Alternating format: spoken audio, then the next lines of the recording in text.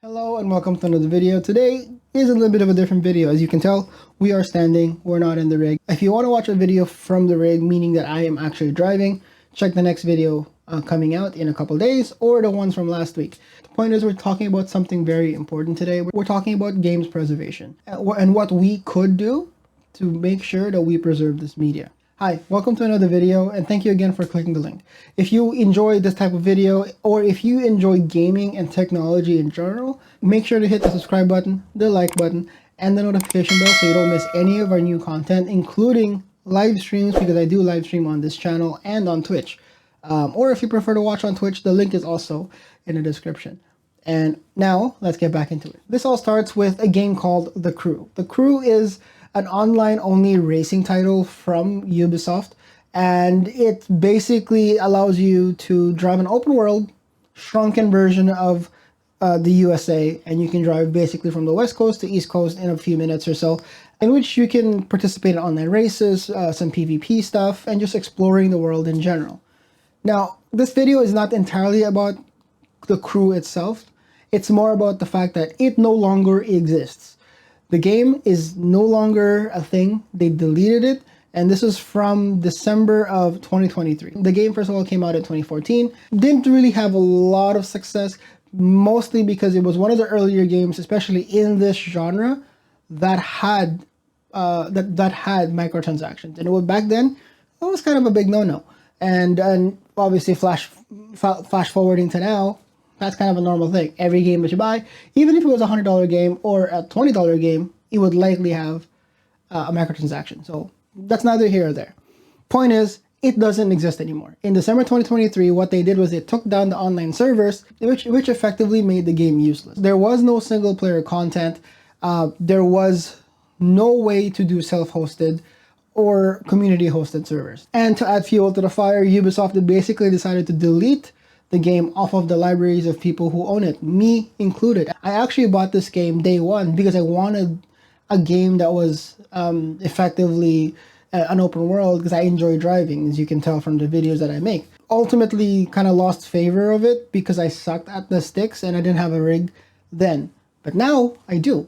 But guess what? I can't play it because I don't have a copy of the game anymore, nor the servers are not existent. Since the game is fully online in nature, there was no reason for us to launch it anyways, which I can see where Ubisoft was kind of coming from, where they deleted it off our inventories and libraries, so we can't install it anymore and we can't ever play it, so there's no disappointment going forward. Even, for example, if I missed the message of them taking down the servers and whatnot.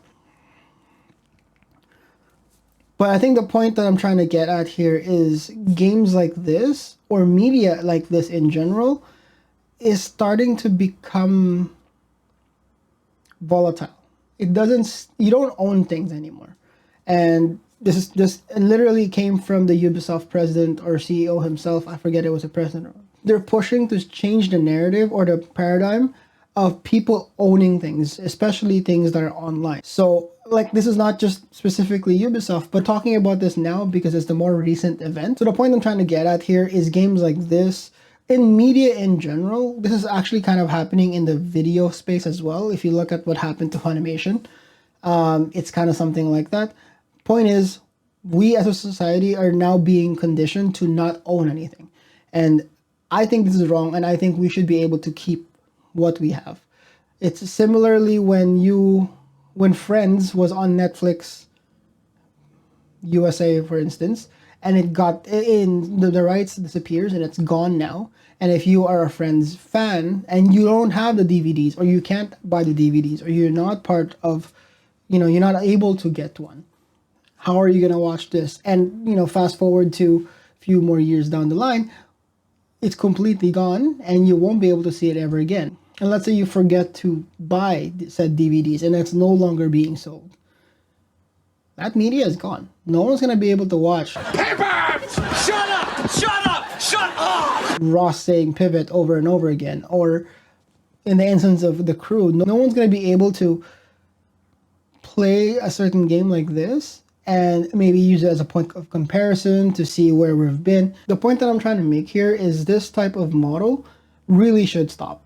Or have some legislation in place to allow us, like the gaming community or the community itself, to run our own systems and to run our own servers. Similarly to a lot of games nowadays where you can self-host servers, and I'm looking at the first thing that comes to mind is American Truck Simulator. I host a server here, like in my home server, for my friends to come on and play American Truck Simulator with me. So in the event that I can't play online anymore, I can still play.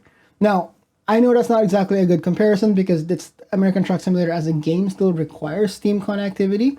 But my point is, having games like this that allow us the ability to save it effectively and still play it or enjoy it for years to come is very important. And we're going to talk about somebody who has made a very conscious effort to try and save this. This is stopkillinggames.com. I'm going to put the link in the description. Really important. If you are part of certain countries that are listed on here, which we're going to go through in a little bit, make sure to take a look at it. It's going to push the narrative, but we want to save the media that we're going to be effectively losing at this point. Like the current generation of people are still able to play Super Mario because they have an NES. Or there's some people who are still able to play Gran Turismo 1 and 2 because they have a PS1 and PS2. That's not going to be a thing anymore for the next generation. If you think about the Gen Zs and Gen As, none of the stuff that they own is actually physical. If for whatever reason you would like to play some sort of a game called Horizon Zero Dawn, where it's like a single player story title, and the Sony decides to completely delist it because of contract issues, whatever the case may be, future generations will no longer be able to play this. And this is what somehow perpetuates piracy in some ways, because in some ways games perform better because if they're pirated because they strip the DRM off of it, or it's playable, period. If the game does not exist for a long period of time and you can't buy it legitimately, where else are you going to get the thing? This is stopkillinggames.com. The link will be in the description.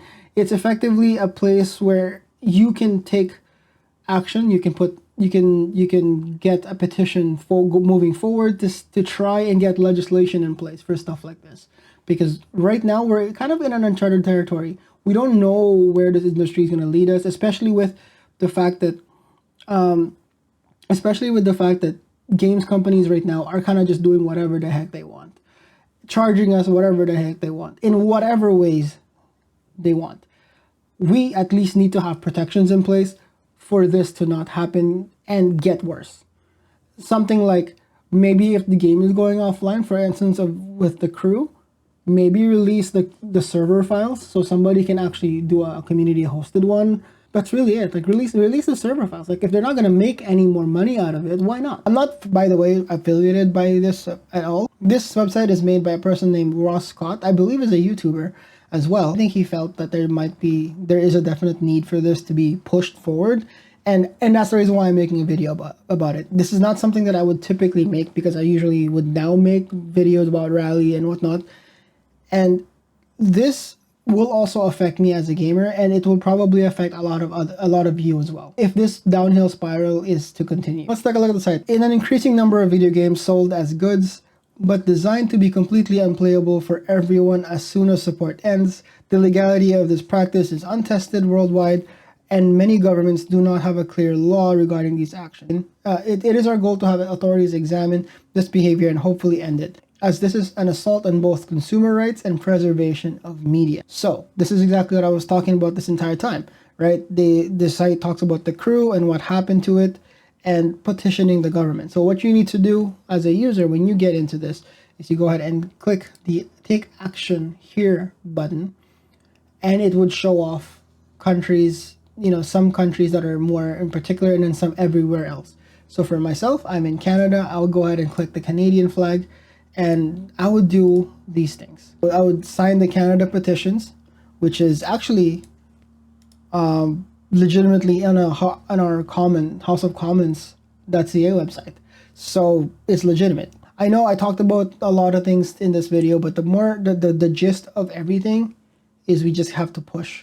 We have to keep pushing, and we need to make sure that media that we've always owned will be forever owned by us. That's it. Hopefully you enjoyed this. If you liked the video, like it. If not, click the link in the description anyways. If you didn't, even if you didn't like this video, at least help the cause. All right? I'll see you all in the next video. Take care.